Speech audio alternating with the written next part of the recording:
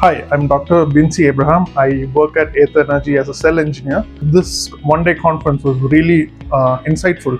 So it brought in a lot of panelists or very wide, diverse dignitaries, and we had had a discussion about all the way from policies to new technology. We had a lot of talks on sodium ion. We had a lot of talks on different other technologies which are different from the battery tech.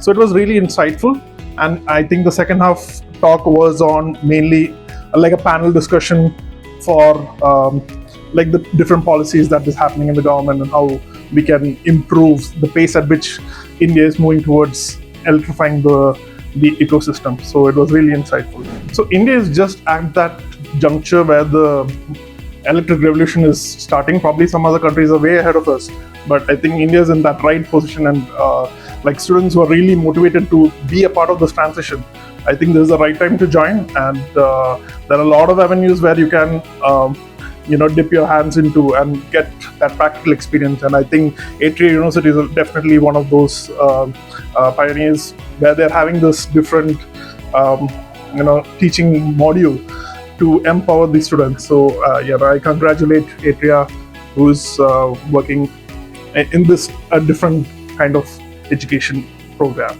As the famous quote is, keep dreaming and reach for the sky, and definitely you'll be one of those people who have modified or transitioned the world into a better place.